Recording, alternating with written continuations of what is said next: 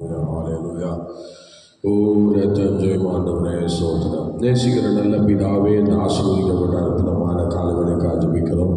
தேவகரத்திலே ஆண்டவர் இந்த காலவேளையை தருகிறோம். ஆண்டவரை இரவெல்லாம் எங்களை பாதுகாத்து பராமரித்து காலமே தேவ சமூகத்திலே எங்களை கூடி வர செய்தியிலே உங்களுக்கு ஸ்தோத்திரம். வந்திருக்கிற பிள்ளைகளை ஆசீர்வதியும், லைவ் மூலமாய் வருபவர்களே ஆண்டவரே ஸ்தோத்திரம் ஆசீர்வதி கனப்படுத்தும் அதிசயங்களை காணப்படும். ஆறு முதல் முடிவரை கர்த்தருடைய கரம் எங்களோடு கூட வழி நடத்தட்டும். இயேசு கிறிஸ்துவின் நாமத்தில் வேண்டிக் கொள்கிறோம் ஜெபங்களும் நல்ல பிதாவே. ஆமென், ஆமென், ஆமென். ஸ்தோத்திரம், ஸ்தோத்திரம், ஸ்தோத்திரம். ஆமென், ஸ்தோத்திரம், ஸ்தோத்திரம். மகிமையின் ராஜா மகிமையோடு வாழுகின்றார் மேகமீதில். மகிமையின் ராஜா மகிமையோடு வருகின்றார் மேகமீதில். ஆனந்தமே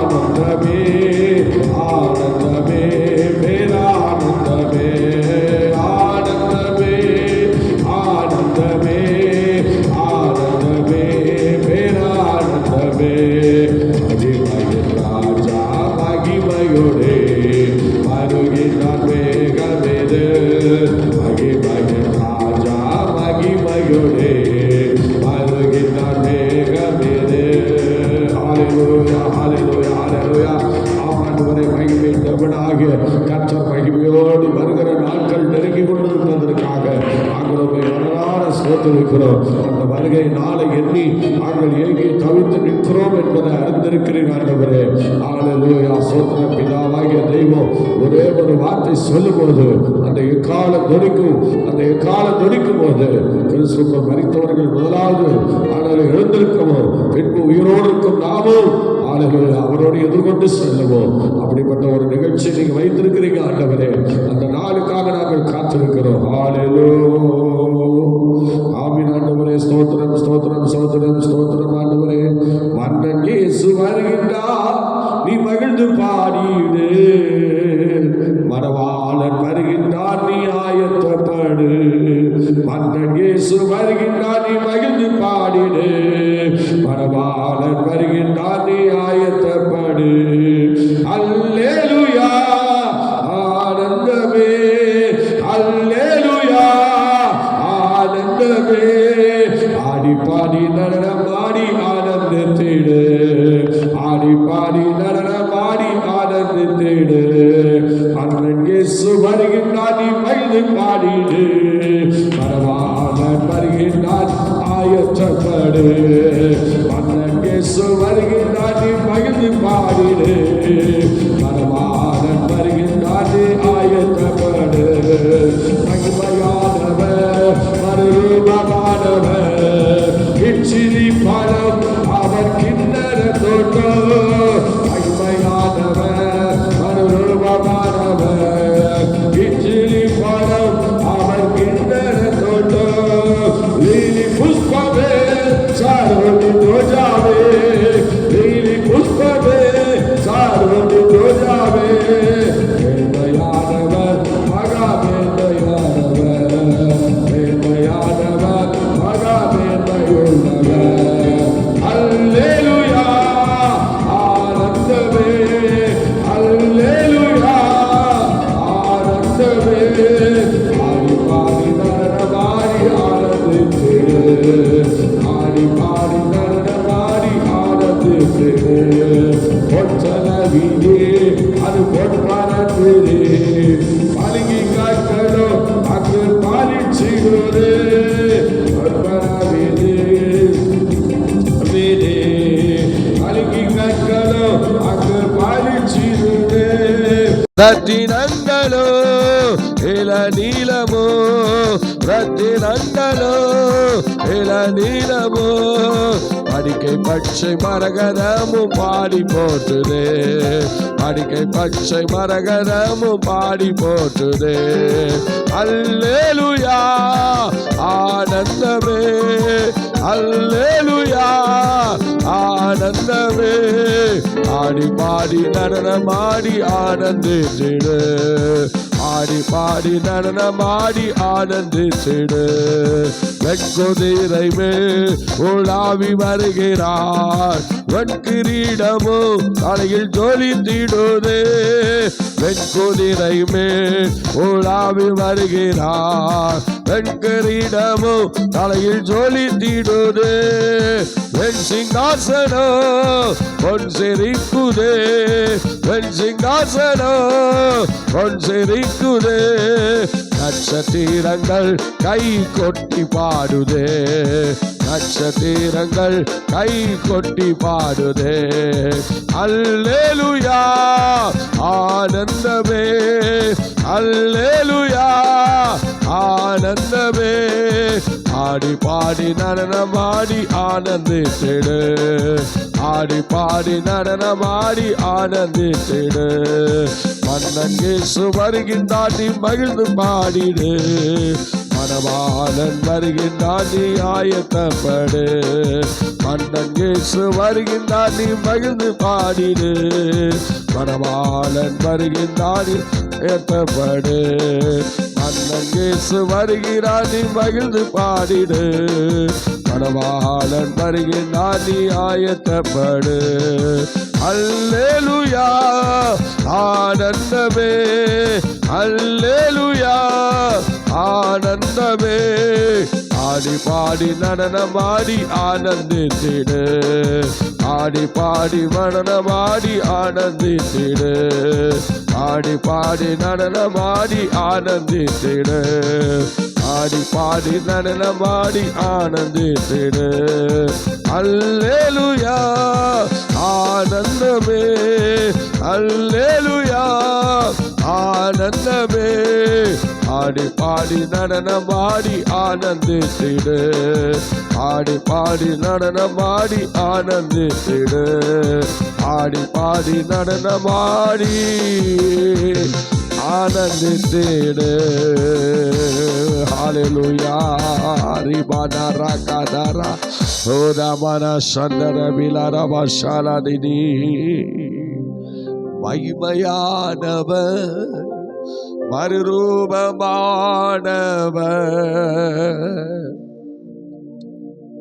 ஆமாண்டவரே, மகிமையானவராய் மறுரூபமாக்குகிறவராய் சீக்கிரத்திலே வெளிப்பட போகிற அந்த தேவகுமாரனுக்காக காத்து நிற்கிற ஒரு அனுபவத்தை ஹல்லேலூயா தேவரீர் தம்முடைய ஜனத்திற்கு நீ தந்திருப்பதற்காக ஸ்தோத்திரம் ஆண்டவரே.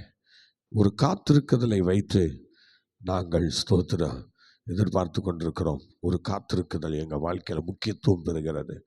நாங்கள் தேவனுக்கென்று காத்திருக்கிறோம். இயேசு வருகிறார், அவர் சீக்கிரம் வரப்போகிறார். நம்முடைய கண்ணீர்கள் யாவையும் துடைக்கப் போகிறார்.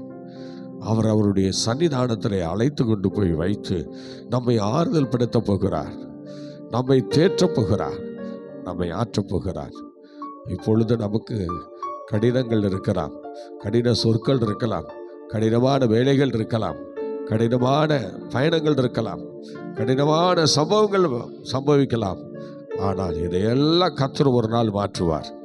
மாற்றி அவர் அருகிலே கொண்டு போய் நம்மை அமர பண்ணி நம்மை ஆறுதல் படுத்த போகிறார், நம்மை தேற்றப் போகிறார், நம்மை ஆற்றப் போகிறார். ஸ்தோத்திரம். அதைத்தான் ஒரு பாடலிலே சொல்லி இருக்கிறோம். அந்த நாள் நெருங்குதே,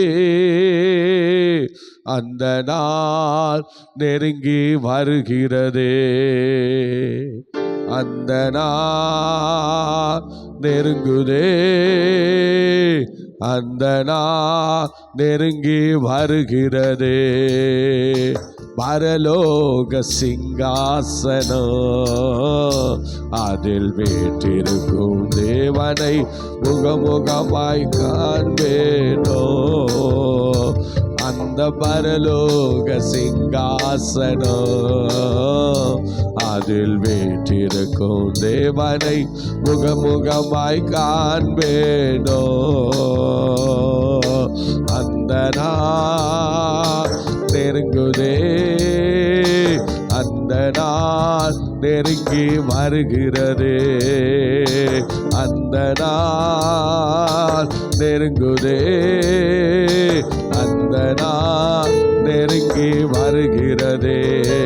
அந்த பரலோக சிங்காசனம் அதில் வீற்றிருக்கும் தேவனை முகமுகமாய் காண்பேனோ. அந்த பரலோக சிங்காசனம் அதில் வீற்றிருக்கும் தேவனை முகமுகமாய் காண்பேனோ. ஜெயம் கொள்பவன் எவனோ என் ஆலயத்தில் தூணாக்குவே.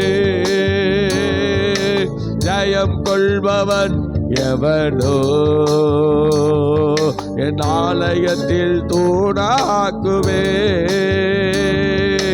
அந்த நாள் நெருங்குதே, அந்த நாள் நெருங்கி வருகிறதே, அந்த நாள் நெருங்குதே, அந்த நாள் நெருங்கி வருகிறதே. அந்த பரலோக சிங்காசனம் அதில் வீற்றிருக்கும் தேவனை முகமுகமாய் காண்பேனோ. அந்த பரலோக சிங்காசனம்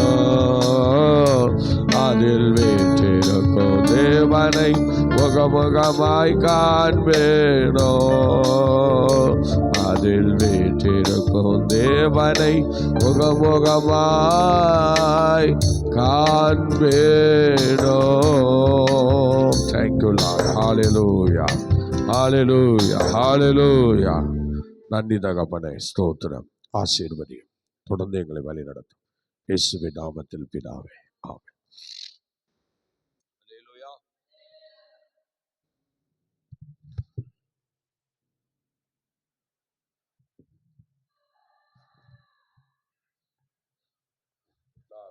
இஸ்ரவேலின் பயணங்களிலே நடக்கிற உண்மையான சில சம்பவங்களை வாசித்து வருகிறோம். அதை இப்பொழுதும் நேற்றைய தினத்திலே சில சம்பவங்களை நம்ம வாசித்தோம். இப்பொழுது சில சம்பவங்களை நம்ம வாசிக்க இருக்கிறோம். ஸ்தோத்திரம்.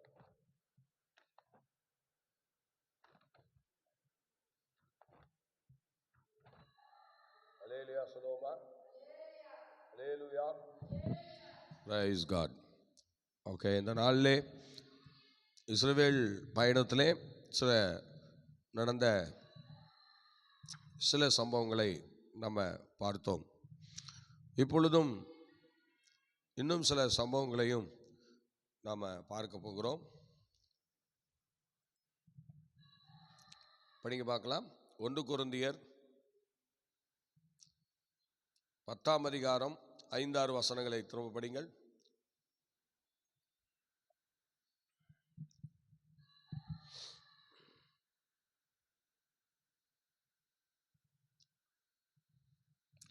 படிங்கள். 1 கொரிந்தியர் 10ஆம் அதிகாரம்.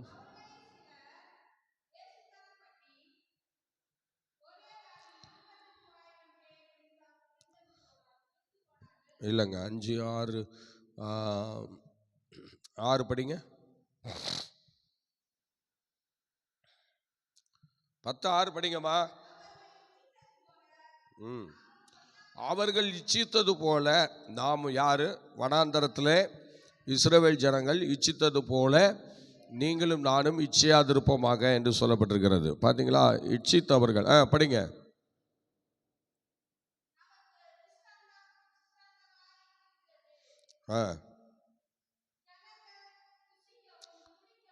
சரி, போதும். அல்லேலூயா, அல்லேலூயா. அங்கே என்ன செய்தார்கள்? இச்சை உள்ளவர்களாகி அவர்கள் இச்சித்தார்கள் என்று சொல்லப்பட்டிருக்கிறது. சாப்பாடு இல்லை, எங்கள் கறி வேணும், அது வேணும், இது வேணும்னு சொல்லி இச்சித்தார்கள். அந்த இச்சையை தேவன் பார்த்தார். அவர்கள் இச்சிக்கிறதான அந்த இச்சைகளை அவர் பார்த்தார். பார்த்து என்ன செய்தார்? ஆண்டவர் கோபம் கொண்டார் என்று பார்க்கிறோம். பாருங்கள், இச்சிக்கிற அனுபவங்கள் இஸ்ரவேல் ஜனங்கள் மத்தியிலே புதுசாக ஒரு சூழ்நிலை. சாப்பாடு வேணுங்கிறது கேட்டிருக்கலாம், அது ஒன்றும் பிரச்சனை இல்லை. எனக்கு காடை தான் வேணும், பார்த்தீங்களா? எனக்கு காடை தான் வேணும், எனக்கு கறி தான் வேணும் என்று சொல்லி அவர்கள் மிகவும் ரொம்ப வேதனைக்குரிய நிலையில், ஆண்டவரை வேதனைப்படுத்துகிற ஒரு நிலையில கேட்டார்கள். அதை தேவன் அவர்களுக்கு கொடுத்துட்டார். பார்த்தீங்களா? தேவன் அவளுக்கு கொடுத்தார். ஸ்தோத்திரம். பாருங்கள், அங்கே என்ன சொல்லுகிறார்? அப்படி இருந்தும் அவர்களில் அதிகமான பேரிடத்தில் தேவன் பிரியமாய் இருந்ததில்லை. அதாவது வனாந்தரத்திலே அவர்கள் அழிக்கப்பட்டார்கள். அவர்கள் இச்சித்தது போல நாமும் பொல்லாங்கானவைகளை இச்சியாதபடிக்கு இவைகளை உங்களுக்கு திருஷ்டாந்தமாக இருக்கிறது என்றார். அவர்களுடைய இச்சை, அப்ப அந்த இச்சிக்கிற தன்மை அவருக்குள்ள இருந்ததுனால தேவன் அவர்களை அழிக்க தொடங்கினார் என்று நாம் பார்க்கிறோம். அப்ப அதுல என்ன செய்தாரா? அதுல எப்படிப்பட்டவங்களை அழித்தாரா? நல்லா கவனிங்க. ஸ்தோத்திரம். 5ஆம் வசனத்தில் சொல்லி இருக்கிறது, அப்படி இருந்தும் அவர்களில் அதிகமான பேரிடத்துல தேவன் பிரியமாய் இருந்ததில்லை. வனாந்தரத்திலே அவர்கள் அழிக்கப்பட்டார்கள். வனாந்தரத்திலே இச்சைக்குரிய ஒரு கூட்டத்தை தேவன் அழித்து போட்டார் என்று அங்கே இந்த வசனங்களின் வழியாக நம்ம தெரிந்து கொள்கிறோம். சங்கீதம் 78:30 நீங்கள் படிக்கும்போது அதில் என்ன சொல்கிறாரு பாருங்க. சங்கீதம் 78:30 இவ்விதமாய் சொல்லுகிறார். என்ன சொல்லுகிறார்? ஸ்தோத்திரம். அதை நாம் படிக்கும்போது இன்னும் நமக்கு, அவர்கள் தங்கள் இச்சையை வெறுக்கவில்லை, அவர்களுடைய போஜனம் அவர்கள் வாயில் இருக்கும்போதே தேவ கோபம் அவர்கள் மேல் எழும்பி அவர்களில் கொளுத்தவர்களை சங்கரித்தது. இஸ்ரவேலில் விசேஷித்தவர்கள் மடிந்து போனார்கள். இஸ்ரவேல்ல விசேஷித்தவர்கள் மடிந்து போனார்கள். என்ன? இச்சை. மெயின் காரணம் இச்சை. பார்த்தீங்களா? மெயின் காரணம் இச்சை. வேத வசனத்தின்படி நம்ம பார்க்கும்போது இச்சை ரொம்ப பயங்கரமான வேதனைக்குரியது. விஷக்கிருமி.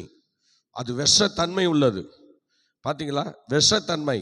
இச்சை என்று சொல்லுகிறது தேவ ஜனங்களுக்கு ஆகாது. தேவனை ஆராதிக்கிற தேவ பிள்ளைகளுக்கு இச்சை சுத்தமாக ஆகாது. ஆனால் அவங்க இச்சிக்கிறத அவங்க என்ன செஞ்சிட்டாங்க? ஒரு பொழப்பாக எடுத்துக்கிட்டாங்க. அதை தேவன் அனுமதிக்கலை. அனுமதிக்காம அவங்களை என்ன செய்தார்? சிட்சிக்க ஆரம்பித்தார். அதனால தான் வனாந்தரத்தில் அவர்களை அழிக்கவும் தொடங்கிவிட்டார். நீங்கள் யாக்கோபு நிருபம் 1:15 எடுத்தீங்கன்னா அதில் என்ன சொல்றாரு பாருங்க. யாக்கோபு அந்த ஸ்தோத்திர இஸ்ரவேல் ஜனங்களுக்கு அவர் சொல்லும்போது, ஸ்தோத்திர யூத ஜனங்களுக்கு சொல்லும்போது அவர் என்ன சொல்றாரு பாருங்க. ஸ்தோத்திரம் 18வது வசனம் 15வது வசனம் என்ன சொல்றார்? பின்பு இச்சையானது கர்ப்பம் தரித்து பாவத்தை பிறப்பிக்கும், பாவம் பூர்ணமாகும் போது மரணத்தை பிறப்பிக்கும் என்றார். தலை கவனிக்கணும். ஒரு மனிதனுடைய வாழ்க்கையில பாவம் உள்ள பிரவேசிக்கிறது எது வழியானா? இச்சை வழியாதான். அந்த இச்சை தான் முதலாவது பாவத்தை உள்ள நுழைய பண்ணுது. ஃபஸ்ட்டு ஒரு மனுஷனுடைய வாழ்க்கையில பாவம்னு ஒன்று இருக்குன்னா அது வேற எந்த பாவமும் இல்லை, இச்சை. அந்த இச்சையின் வழியாக தான் எல்லா பாவமும் உள்ள வருமா. பார்த்தீங்களா? இன்னைக்கு உலகத்தில் முதலாவது இச்சை என்ன? இச்சை முதலாவது என்னதான் சம்பவிச்சது? நல்லா கவனிங்க. முதலாவது சம்பவித்தது ஏவாள் இச்சித்தாள். உலகத்திலே முதலாவது பாவம் இச்சை தான். அதான் அந்த இச்சை தான் இன்னைக்கு உலகத்திலேயே தேவனுக்கும் மனுகுலத்திற்கும் ஒரு பிரிவினையை ஏற்படுத்தி அவர்களை பிரித்து பார்க்கிறது ஒரு இச்சை தான். இந்த இச்சை யாருக்குள் எவருக்குள் இருந்தாலும் அவர்கள் தேவனை விட்டு வெளியே தான் நிற்க வேண்டும். வேற வாய்ப்பே கிடையாது. தேவன் எல்லாவற்றையும் அவர் மன்னித்து சேர்த்து கொள்வார். ஆனால் இச்சிக்கிறவர்களை மன்னித்து சேர்த்து கொள்ளலை, அன்னைக்கே அழிச்சிட்டார். பாருங்க, இச்சித்தவர்களை ஆண்டவர் தோட்டத்தை விட்டே துரட்டிட்டார். தோட்டத்தை விட்டே துரத்தினவர் இப்போ இஸ்ரவேல் ஜனங்கள் இச்சித்த பிறகு அவர்களை வனாந்தரத்திலே அழிச்சு போட்டார். பார்த்தீங்களா? வனாந்தரத்திலே அவர்களை அழிச்சு போட்டார். அப்போ இப்போ நம்ம எவ்வளோ இச்சைகளை நம்ம வாழ்க்கையில் கொண்டு வந்துட்டு இருக்கோம். ஆடை இச்சைகள், மாம்ச இச்சைகள், பொருளாசை இச்சைகள், மாமிச இச்சைகள்னா மனுஷ இச்சைகள், இப்படி பல இச்சைகளை இப்போ உள்ளே கொண்டு வந்துட்டோம். சில பேருக்கு ஆடைகள், சோத்திர பார்த்தீங்கன்னா சில பேருக்கு உடல் முழுவதும் 1008 வியாதி இருக்கும். ஆனால் அப்படியே டீசெண்டான உடையை போட்டுக்கிட்டு மினுக்கிட்டு வருவாங்க. உடல் முழுவதும் என்ன செய்வாங்க? அப்படியே வியாதியாக அடுக்கி வச்சுருப்பாங்க. குனிய முடியாதும்பாங்க, நிமிர முடியாதும்பாங்க, இதை தொட முடியாதும்பாங்க. சில பேர் கீழே உட்கார முடியாதும்பாங்க, சில பேர் சேரில் தான் உட்காரணும்பாங்க. ஆனால் பாருங்கள், மினுக்கிட்டு வருவாங்க ஆடைகளை போட்டுக்கொண்டு. அவ்வளோ வியாதியை உள்ளே வச்சுக்கிட்டு மினுக்கட்டாம்பூச்சி மாதிரி சில ஆடைகளை எடுத்து உடுத்தி கொண்டு சில நபர்கள் என்ன செய்கிறாங்க? இன்றைக்கும் வராங்க. இதெல்லாம் எதை குறிக்குது? இச்சைகள் மூலமாக தேவன் பற்பல வியாதிகளை கொடுத்து சோத்திரம் தட்டி உட்கார வைத்திருக்கிறார். அதனால் இன்னைக்கு இச்சிக்கிற தன்மை கர்த்தருடைய பிள்ளையே சோத்திரம் யார் இடத்தெல்லாம் இருக்கிறதோ அந்த இச்சையானது பயங்கரமான ஒரு வேதனையில் கொண்டு போய் அவளை விட போகிறது. கானானின் பயணத்திலே ஸ்தோத்திரம் இந்த இச்சை மூலமாக ஒரு கூட்டம் அழிக்கப்பட்டு போய்விட்டார்கள். ஆம் கர்த்தருடைய பிள்ளையே, இன்னைக்கு நல்ல யோசனை பண்ணி பாருங்க. இன்னைக்கு இச்சிக்கிற தன்மை எங்கெங்கெல்லாம் இருக்கிறதோ அங்கெல்லாம் தேவன் இல்லை. ஸ்தோத்திரம், தேவன் இல்லை. ஊழியக்காரர்கள் இச்சித்தாலும் விசுவாசிகள் இச்சித்தாலும் அவர்கள் மத்தியிலே தேவன் இல்லை. ஸ்தோத்திரம். அதுதாங்க உண்மை, அதுதான் உண்மை. ஸ்தோத்திரம். இச்சிக்கிற தன்மையை எல்லாரும் உள்ள வச்சுக்கிட்டு நானும் இயேசு ஆராதிக்கிறேன், போய் ஆண்டவர் வரவே மாட்டார். இச்சையும் ஆண்டவரும் ஒன்னா பயணம் செய்ய மாட்டார்கள். இது சத்தியம். நீ இயேசுவை இழந்துதான் ஓடிக்கொண்டிருக்கிறாய். என்னைக்கு உன் வாழ்க்கையில இச்சைன்னு ஒன்ன உள்ள கொண்டு வந்தாயோ, எனக்கு இது வேணும், எனக்கு அவன்தான் வேணும், எனக்கு அவதான் வேணும், காதல், இது இச்சை. இந்த இச்சையில இயேசு வரமாட்டார், பயணம் செய்ய மாட்டார். இது இச்சை. இந்த இச்சைக்கு தேவன் உடன்பட மாட்டார். ஸ்தோத்திரம். எனக்கு இந்த ஆடை தான் வேணும், நான் இதை தான் உடுத்துவேன், இயேசுவும் கூட வரமாட்டார். சத்தியம் இது. ஹல்லேலூயா, ஹல்லேலூயா, ஸ்தோத்திரம். எனக்கு இந்த கார் தான் வேணும், எனக்கு இந்த கார்ல தான் நான் பயணம் செய்வேன், வேற எந்த காரையும் நான் வாங்க மாட்டேன். அது ஒரு இச்சை. ஸ்தோத்திரம். என் தேவ பிள்ளையே, இச்சையை வெறுக்கவில்லைன்னு பைபிள் சொல்லுது. ஸ்தோத்திரம். பாருங்க, சங்கீதம் 72 என்ன சொல்லுது? அவர்கள் இச்சையை வெறுக்கவில்லை.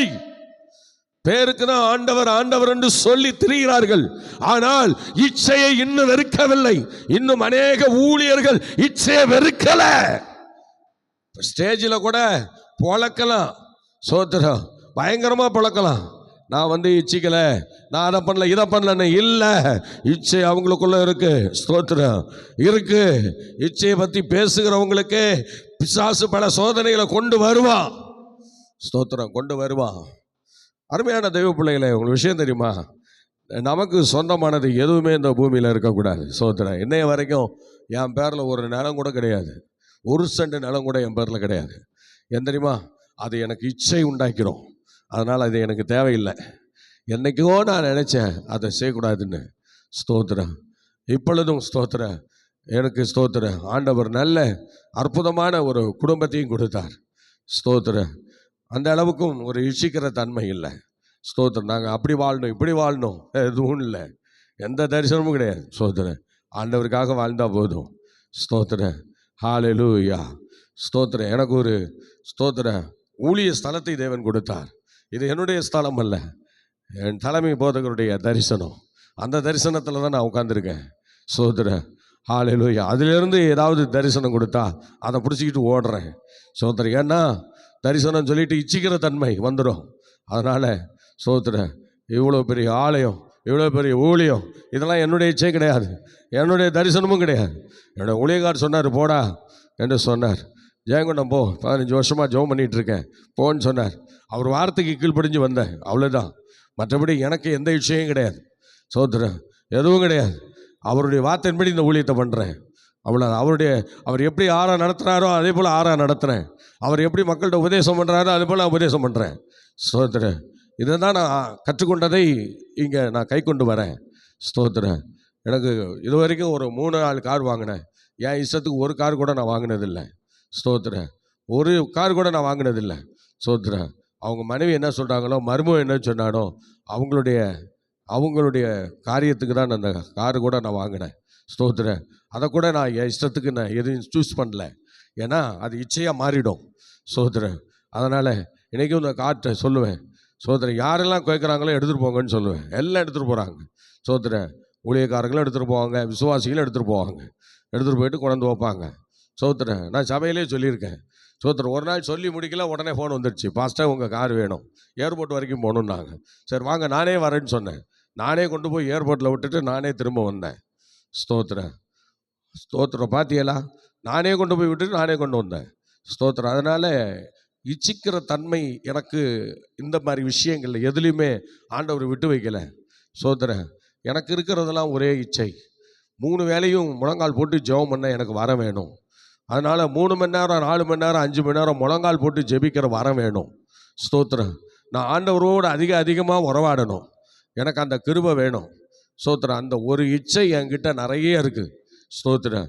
யாரும் செய்யாத காரியத்தை ஆவிக்குரிய ஜீவியத்தில் நான் செய்யணும், அதை தான் நான் விரும்புகிறேன்.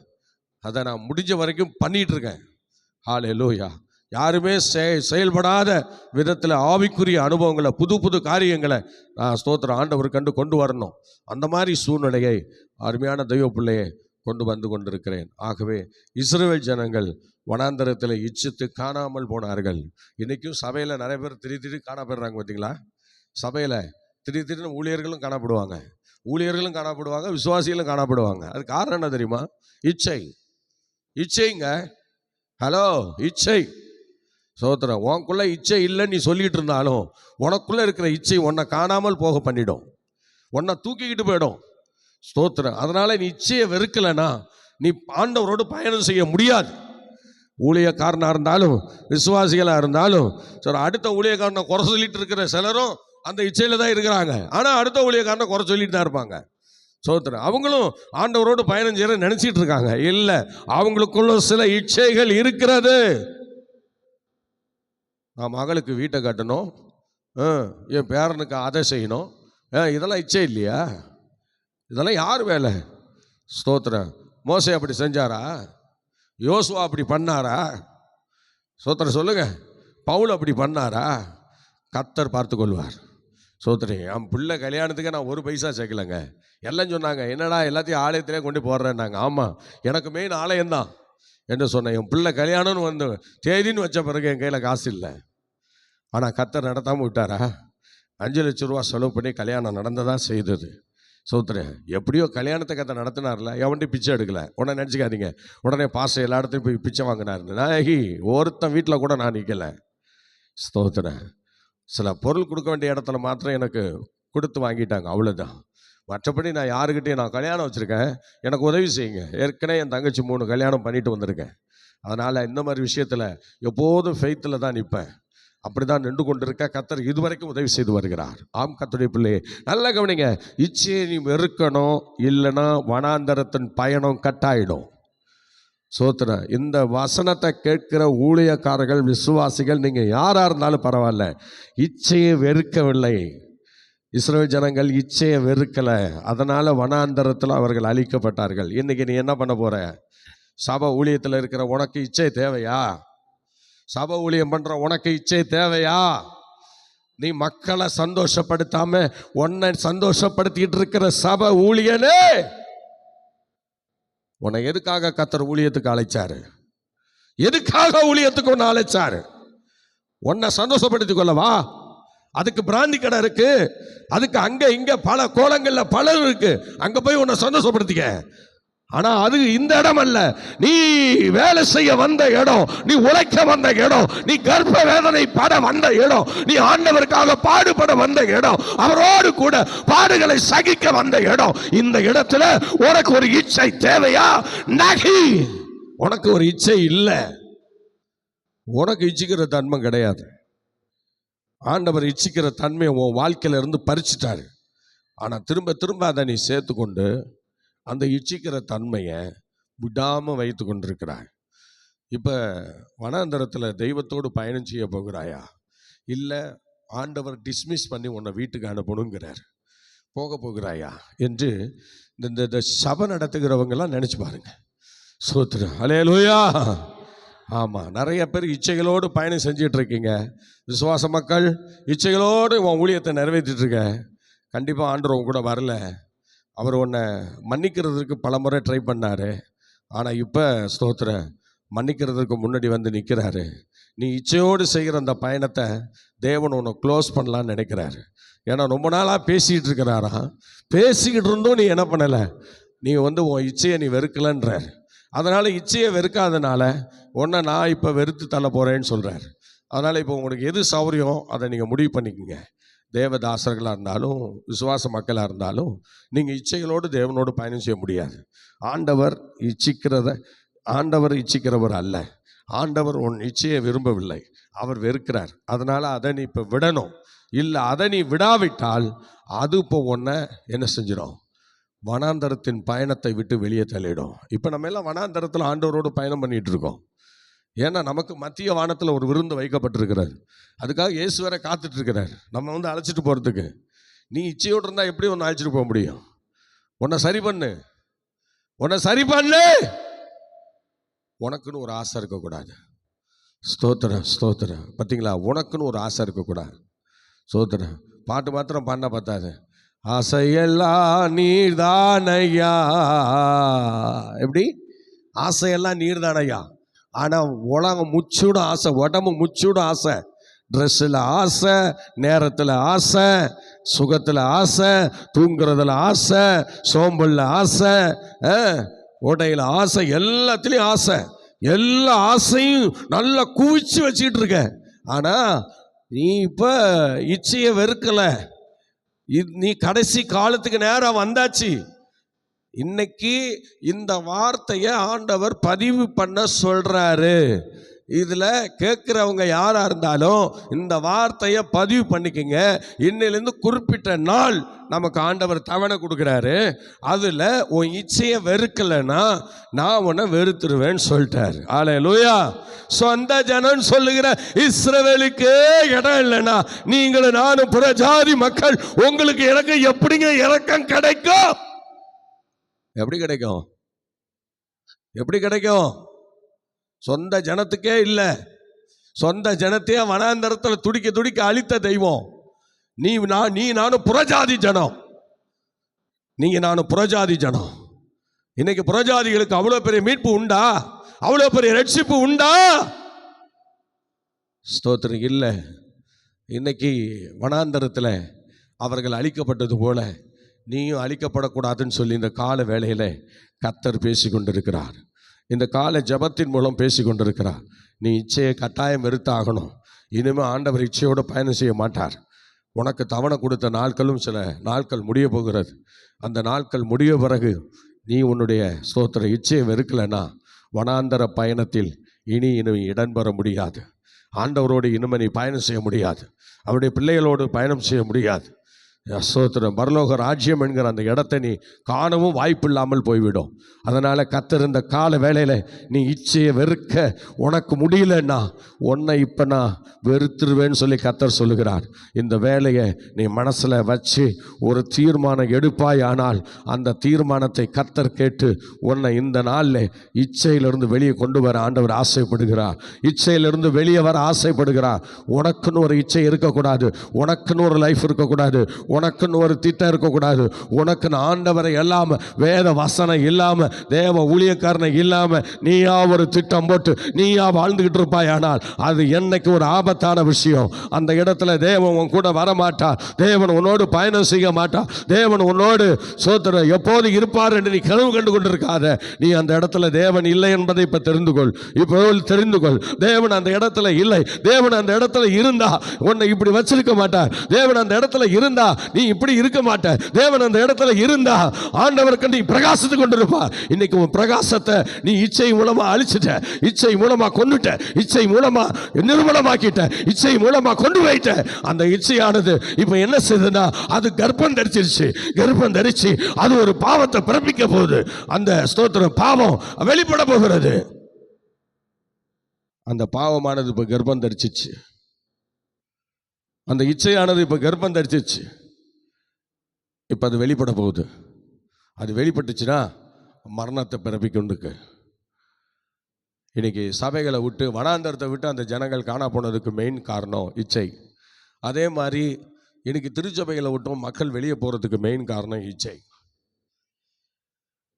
நீதிமொழிகளில் சொல்லும் போது இச்சை கேட்ட போதகர்களை தெரிந்து கொள்கிறார்கள்னு சொல்லப்பட்டிருக்கிற அது மாதிரி இச்சை கேட்ட அவங்கவுங்களுக்கு ஏற்ற சில போதகர்களை அவங்க தெரிந்து கொள்வார்கள். தெரிந்து கொண்டு அவங்கவுங்க இஷ்டத்துக்கு போவாங்க. சில மனிதர்களை தெரிந்து கொள்வார்கள். ஆனால் இந்த இச்சையெல்லாம் ஒரு நாள் நம்ம எவ்வளோ ஒரு பிரச்சனைக்குள்ளே கொண்டு வரப்போகுதுன்னு அவங்களுக்கு தெரியல. ஆனால் இஸ்ரவேல் ஜனங்கள் எவ்வளோ சொன்ன பிறகும் கேட்கவே இல்லை. இச்சையெல்லாம் விட்டுருங்க, வேண்டாம், பேசாதீங்கன்னு சொல்லி எவ்வளோ மோசை சொல்லி பார்க்குறாரு. ஆரோன்னு சொல்லி பார்க்குறாரு. சோத்திரம். யோசுவா, காலேப் சொல்லி பார்க்குறாங்க. இல்லை, மோசைக்குறோம், அப்படிலாம் பேசாதீங்க, வேண்டாம், பேசாதீங்க, வேண்டாம், அப்படிலாம் செய்யாதீங்க, வேண்டாம் அப்படின்னு சொல்லிகிட்டே இருக்கிறாங்க. ஆனால் கேட்கவே இல்லையே. இஸ்ரவேல் ஜனங்கள் கேட்கவே இல்லை. யோசுவா சொல்லி கேட்கல, ஆரோன் சொல்லி கேட்கல, மிரியாம் சொல்லி கேட்கல. எல்லாம் சொல்கிறாங்க, இல்லை மோசைக்குறோம், எழும்பாதீங்க, சாப்பாட்டுக்கு அப்படியெல்லாம் ஒரு யுத்தம் பண்ணாதீங்க, வேண்டாம், சோத்திரம், கறிக்காக இப்படியெல்லாம் ஒரு ஸ்ட்ரைக் பண்ணாதீங்க, இப்படியெல்லாம் சத்தம் போடாதீங்க, சோத்திரம் என்று சொல்லி எவ்வளோ சொல்லி பார்க்குறாங்க. கீழ்ப்படியில். சோத்திரம். காடையை கொடுத்தாரு. காடை வாயில் இருக்கும்போதே என்ன பண்ணிட்டாரு? அழித்து விட்டார். சோத்திரம். அது இச்சையை வெறுக்கலைன்னா இச்சையோடு இருக்கும் போதே அவங்கள என்ன பண்ணுறாரா? ஸ்தோத்திரம், கொண்டு விடுகிறார். அதே தானே நம்ம படித்தோம். படிங்க பார்க்கலாம். ஸ்தோத்திரம், நீங்கள் படிங்க. ஸ்தோத்திரம், என்னாமத்தின் புஸ்தகம் 25 6 படிங்க. 6 படிங்க. என்னாமம் 25:6 படிங்க. பாருங்க, இச்சையோடு இருக்கும்போது தான் ஆண்டவர் அழிக்கிறார். எப்படி பாருங்க, இச்சித்த பிறகு இல்லை, அழகவனிங்க, இச்சையோடு இருக்கும்போது தான் அழிக்கிறார். அது பாருங்க, அவங்க வாயில் இருக்கும்போதே, அந்த கறி வாயில் இருக்கும்போதே அழிச்சிட்டாருன்னு சொல்லி வனாந்தரத்தை உள்ளவங்க அழிச்சாருன்னு இருக்கு. இங்கே பாருங்க, இங்கே ஒருத்தன் இச்சிக்கிறான். என்ன இச்சை பாருங்க, படிங்க.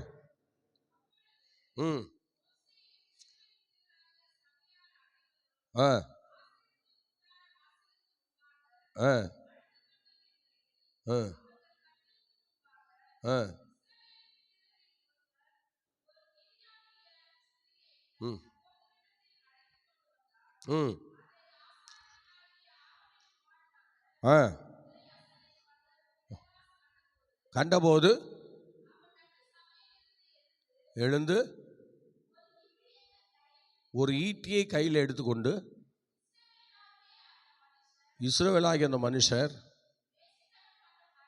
அந்த இஸ்ரவேலாகிய அந்த மனுஷன் வேசித்தனம் போன அந்த அறையிலே அவன் பின்னாலே போய் இஸ்ரவேல் மனிதரும் அந்த ஸ்திரீயும் ஆகிய இருவருடைய வயிற்றிலும் ஈட்டி உருகி போக அவனை குத்தி போட்டான் என்று சொல்றார். நல்ல கவனிங்க. போதும் பாருங்கள், இங்கே அந்த விபச்சாரத்தில் ஈடுபட்ட, வேசித்தனத்தில் ஈடுபட்ட அந்த இஸ்ரவேல், நல்ல கவனிங்க, இஸ்ரவேல் அவன் யாரும் இல்லை, இஸ்ரவேலன் தான். இஸ்ரவேலன் தான் அப்படி செய்கிறான். சோத்திர, இஸ்ரவேலன் தான் அந்த விபச்சாரத்தில் ஈடுபட்டிருக்கான். அது மீதியான ஸ்திரீ கொண்டு வந்து வச்சு அவன் அப்படி பண்ணான். அதனால தேவன் இப்போ என்ன செய்தார், அவர்கள் அப்படி இருக்கும்போதே அந்த ஸ்தோத்திரம், அந்த ஈட்டியாலே ஒருவர் குத்தினார்கள். குத்தி இப்போ 2 பேர் வயிற்றிலும் அந்த கத்தி உருகி போக, அந்த ஈட்டி உருகி போக, அங்கே அந்த இச்சையை அவர்கள் வெறுக்காதனால அவர்கள் அப்படி இருக்கும்போதே ஒரு அழிவு சம்பவித்ததை பார்க்குறோம். அப்போ அந்த இச்சிக்கிற தன்மை எப்போதும் யாருக்கிட்ட இருக்கோ அந்த இச்சிக்கிற நேரத்தில் தான் நமக்கு அழிவு வருது என்பது இது ஆதாரமாக சொல்லப்பட்டிருக்கிறது. பார்த்தீங்களா, அந்த காடை வாயில் இருக்கும்போதே ஆண்டவர் அவங்களை அழிச்சாருன்னு இருக்கு. இங்கே என்னடானா அவன் செய்யும்போது அவனை அழிச்சாருன்னு இருக்கு. பார்த்தீங்களா, அப்போ அந்த இச்சைகளால் நம்ம அழிக்கப்படுகிறோம் என்று சொல்லுகிறார். அதான் சொல்கிறேன், நம்ம அந்த இச்சையை எது வழியாக வருதுன்னு நல்லா யோசனை பண்ணி பார்க்கணும். அதை முதலாவது நம்ம கட் பண்ணணும். ஏதோ ஒரு ஆண்டவருக்காக நம்முடைய சோத்திர உடலை மூட ஒரு ஆடையை போட்டுக்கணுமே தவிர ஆடைகளை இச்சிக்கக்கூடாது. அதே போல் வாகனங்களை இச்சிக்கக்கூடாது. அடுத்தவங்க மேலே இச்சை இருக்கக்கூடாது. இந்த மாதிரி சில இச்சைகளை நம்ம கண்டிப்பாக வெறுத்து தான் ஆகணும். இல்லைன்னா நம்ம ஆண்டவரோடு பயணம் செய்ய முடியாது. இந்த பயணம் துண்டிக்கப்படும். அதனால இச்சையானது கர்ப்பம் தரித்துன்னு சொல்லப்பட்டிருக்கு. அதனால இச்சை கர்ப்பம் தரித்தால், நல்லா கவனிங்க சோத்திர, இச்சை இன்னைக்கு புதுசாக உருவாகுது. இப்போ சொல்லப்படும் இச்சையெல்லாம் பயங்கரமாக உருவாகுது. திடீர்னு உருவாகுது. ஒவ்வொருத்தர் வாழ்க்கையிலும் உருவாகுது புது இச்சை. இப்போ மெயினாக என்னன்னா காதல் உருவாயிடுச்சு. இப்போ ஒரு இளமையான பிள்ளை, ஒரு ஸ்தோத்திர இளமையான பையன் கரெக்டாக இருக்க முடியல, ஸ்தோத்திர சரியாக இருக்க முடியல. எங்கே பார்த்தாலும் என்ன செய்யப்படுகிறது, காதல்னு பெறுறாங்க. சோத்திர முன்கூட்டியே கல்யாணம் ஆகாததுக்கு முன்னாடியே சோத்திர வேலையை முடிச்சிடுறாங்க. சோத்திர சேர்ந்துடுறாங்க. சோத்திர பார்த்தீங்களா, தேவன் அதை என்ன செய்ய முடியும், அப்படி உள்ளவங்களை ஸ்தோத்திரம் ஆசீர்வதிக்க முடியுமா? ஸ்தோத்திரம். இப்போ உதாரணமாக இன்னைக்கு ஒரு தேவ ஊழியக்காரன் உண்மையாக திருமணம் பண்ணி ஆசீர்வதிக்கிறதெல்லாம் டூப்ளிகேட்டாக போகுது. ஸ்தோத்திரம். ஏன்னா நிறைய பேர் வாழ்க்கையில் பல விஷயங்களை முடிச்சுட்டு தான் என்ன பண்ணுறாங்க, இஷ்டம் போல் பேசிடுறாங்க, இஷ்டம் போல் எல்லாம் முடிச்சிடுறாங்க. முடிச்சுட்டு அதுக்கப்புறம் ஊழியக்காரனை விட்டு ஆராதனை பண்ணு, ஜெபம் பண்ணு, ஆசீர்வதிங்கிறாங்க. ஸ்தோத்திரம். அவன் பொய்யா ஆசீர்வதிக்கிறான். என்ன பண்ணுறது? ஸ்தோத்திரம். இப்போ ஆண்டவர் கொடுத்த இந்த காரியம் கர்த்தரால் வந்ததுன்னா இந்த காரியம் கர்த்தரால் தான் வரணும். நாம அதை தெரிவு செய்யக்கூடாது. ஸ்தோத்திரம். பார்த்தீங்களா, நாம தெரிவு செய்யக்கூடாது. ஸ்தோத்திரம். ஆகவே எனக்கு அன்பான தேவனுடைய பிள்ளை, இதெல்லாம் எவ்வளோ பெரிய மோசமான தன்மை. எல்லாம் அவங்களே முடிச்சுட்டு எல்லாம் தெரிவு செய்துட்டு இது கர்த்தர் கொடுத்தான்னு சொன்னா இது எவ்வளோ பெரிய பாவம், இது எவ்வளோ பெரிய அநியாயம். ஸ்தோத்திரம். இந்த அநியாயத்தை சகித்து கொள்ள தேவன் ஒன்றும் ஸ்தோத்திரம் காது கேட்காதவரில், கண்ணு தெரியாதவரில், அவனவனுக்குரிய பலன் ஒரு நாள் வெளிப்படதான் போகிறது. அல்லேலூயா. ஆமா, எந்த ஒரு விஷயத்தையும் சரி சோதரன் ஆண்டவர் நிர்ணயம் பண்ணாம, ஆண்டவர் நமக்கு தெரிந்து கொடுக்காம நாம எடுக்கும்போது அதுல நிறைய வில்லங்க இருக்கு, பிரச்சனை இருக்கு, போராட்டம் இருக்கு.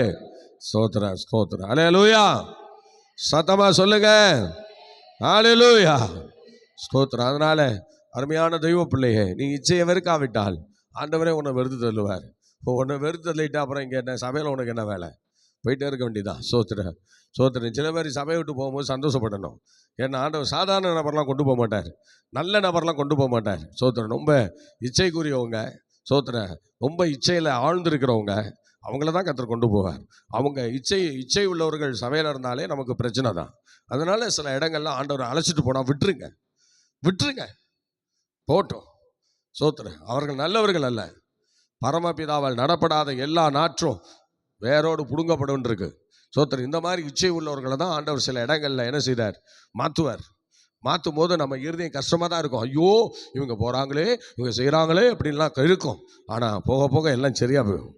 அவனுக்கு ஈடாக அநேக ஜனங்களை கர்த்தர் கொண்டு வருவார். அருமையான தெய்வ பிள்ளையே, சோத்திரம், இச்சைக்குரிய தன்மை உள்ளவர்களை நீங்கள் வெறுக்கணும். ஒரு நாள் தரிசன கூட்டம் நடத்த நான் சென்று கொண்டிருந்தேன். அந்த தரிசன கூட்டத்தில் இந்த மாதிரி இச்சைக்குரிய சபையில் இச்சைக்குரியவர்களை ஒழிக்கணும்னு சொல்லி வேதவசனம் சொல்லுகிற இந்த வார்த்தையை நாங்கள் பேசிக்கிட்டு இருக்கும்போது அந்த பாஸ்டர் மீட்டிங் முடிஞ்ச பிறகு வந்து என்னை கை கொடுத்து பேசுகிறார். பாஸ்டர், எப்படி என் சபையில் உள்ளதெல்லாம் தீர்க்கதரிசனமாக சொன்னீங்க? சோத்திரம். என் சபையில் இப்படி நடக்கிறத உங்களுக்கு எப்படி தெரியும் என்று சொல்லி கேட்டார். வேற ஒருத்தன் மனைவியை ஒருத்தன் அழைச்சிட்டு வந்து உட்காந்துருக்கான். இன்னொருத்தன் வந்து அதே போல் அவன் வேற ஒரு மனைவி, 2 பேரும் கல்யாணம் ஆயிடுச்சு, புருஷன் இருக்காங்க, மனைவி இருக்காங்க. ஆனால் 2 பேரும் சேர்ந்து வந்து அங்கே உட்காந்துருக்குறாங்க. பார்த்தீங்களா? அங்கே உட்காந்துருக்குறாங்க, சேர்ந்து வந்து உட்காந்துருக்குறாங்க. என்னாச்சு தெரியுமா? அருமையான தெய்வ பிள்ளை, ஸ்தோத்திரம், அவர் சொல்லி அழுகுறாரு. என் சபையில் இருக்க அந்த பிரச்சனையை சோத்திரம் யாருமே தீர்க்க ஆள் இல்லைன்னு நினச்சேன். ஆனால் அண்ணன் சொல்லி தான் உங்களை நான் இங்கே மீட்டிங் கூப்பிட்டேன்.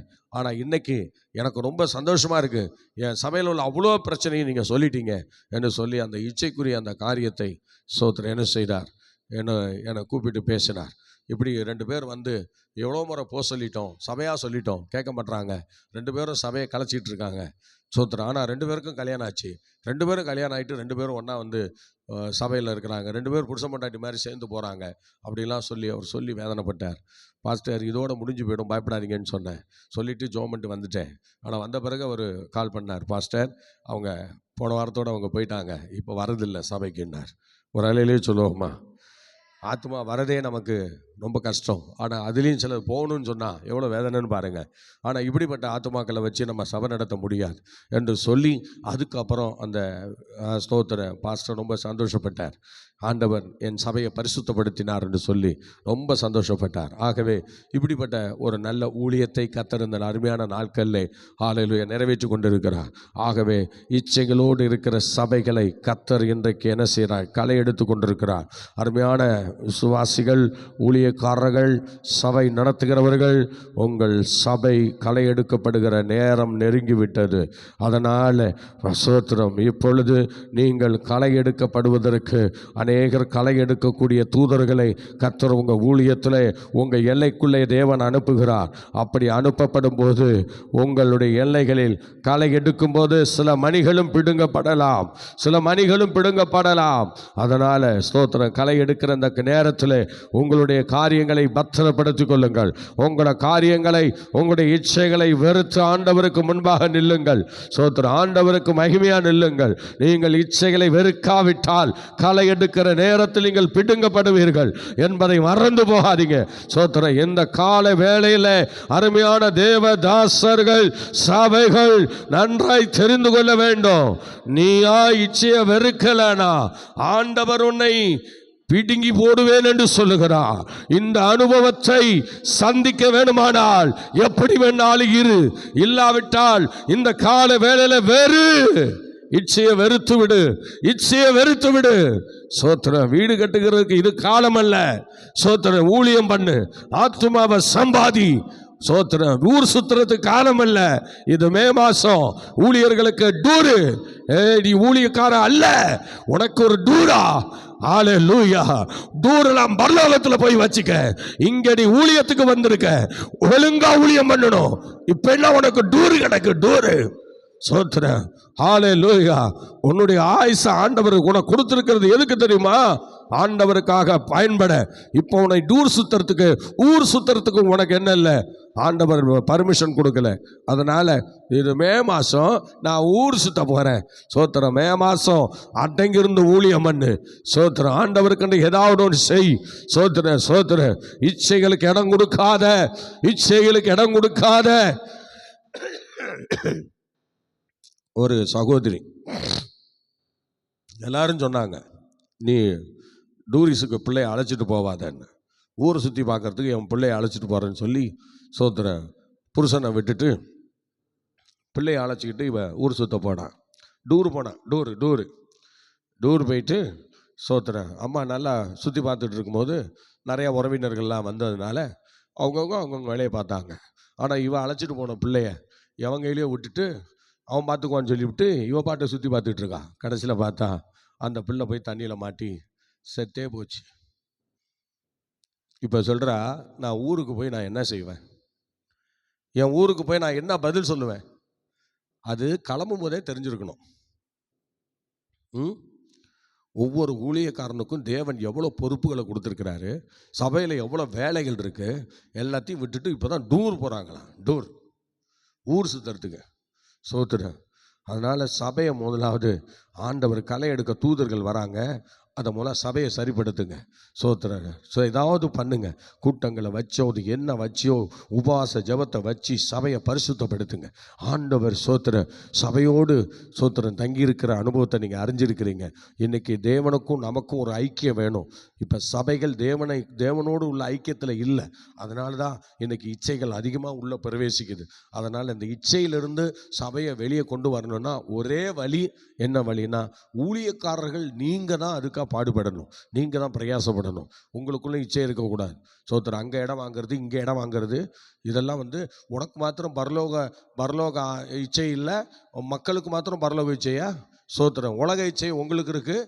நீங்கள் மக்களுக்கு என்னத்தை சொல்லுவீங்க? அப்படியெல்லாம் பண்ண முடியாது. அதனால் நல்லா கவனிங்க. ஊழியர்கள் நீங்கள் ஸ்தோத்திரம் நல்ல ஏழைகளுக்கு நல்ல உதவி செய்யுங்க. உங்கள் மகனோ மகளோ இருந்தால் அவங்களுக்கு ஒரு இடம் வாங்கி கொடுக்க தப்பு இல்லை, வாங்கி கொடுங்க. பிதாக்கள் வைக்கும் சுதந்திரம் சோத்திரம் சொத்து தான், கொடுங்க. ஆனால் சோத்திரம் நம்ம சபையில் இருக்கிற பிள்ளைகளுக்கும் நன்மை செய்யுங்க. ஆனால் சொத்து மேலே சொத்து சேர்த்துக்கிட்டே இருக்காதீங்க. ஏன்னா நம்ம எதையுமே பரலோகம் கொண்டு போக போகிறதில்ல, எல்லாத்தையும் விட்டுட்டு தான் ஒரு நாள் போக போகிறோம். அதனால் எதையுமே நம்ம ஆண்டவருக்காக நம்ம செலவிடுவோம். கர்த்தர் அப்படி தான் நம்ம வச்சிருக்கிறாரே தவிர சோத்திரம் எல்லாத்தையும் சேர்த்து கரையானுக்கும் இந்த பூமி அழிக்கப்பட போகுது, நெருப்பினால் சுட்டரிக்கப்பட போகுது, அதுக்கு நீங்கள் சேர்த்து வைக்கிறீங்களா? வேண்டாம். பரலோகத்தில் உங்கள் பொக்கிஷங்களை சேர்த்து வைங்க. ஏழை எளியவர்களுக்கு முடிஞ்ச வரைக்கும் உதவி செய்யுங்க. நிச்சயமாக சொல்கிறேன், தேவன் நம்முடைய பரலோகத்தில் நமக்கு நிறைய ஆசீர்வாதங்களை வச்சிருப்பார். நம்ம போய் சுதந்திரிப்போம். வேண்டாம். இச்சையை வெறுத்துருங்க கர்த்தருடைய பிள்ளைய. இந்த நாளில் இச்சை உள்ளவர்கள் ஆகிய வனாந்தரத்தில் பயணம் செய்தவர்கள் அழிக்கப்பட்டார்கள். உங்கள் இச்சையை நீங்கள் வெறுக்காவிட்டால், நீங்கள் வனாந்தரத்தில் இஸ்ரவேல் ஜனங்கள் அழிக்கப்பட்டது போல இன்னைக்கு உங்களையும் கர்த்தர் உங்களுடைய திருச்சபையிலிருந்து எடுக்க வேண்டியதாக இருக்கும். என்ன செய்ய போகிறீங்க? நீங்கள் தான் தீர்மானம் பண்ணணும். கர்த்தர் இந்த கால வேளையில் நம் மத்தியில் இறங்கி வந்திருக்கிறார். பரிசுத்தமுள்ள பிதாவே, இந்த நல்ல வாய்ப்புக்காக நன்றி. திருச்சபைகளும் ஊழியக்காரர்களும் விசுவாச மக்களும் இச்சைகளை வெறுத்து உமக்கண்டு வாழ ஒரு புது கிருபை இந்த கால வேளையில் தந்து வழி நடத்தும். இயேசுவின் நாமத்தில் பிதாவே, ஆமென். Okay, God bless you. கர்த்தர் உங்களை ஆசீர்வதிப்பார். மீண்டும் நாளை காலை 5 மணிக்கு சந்திப்போம். கர்த்தர் நம்மை நடத்துவாராக. Praise God, praise God, praise God. God bless you.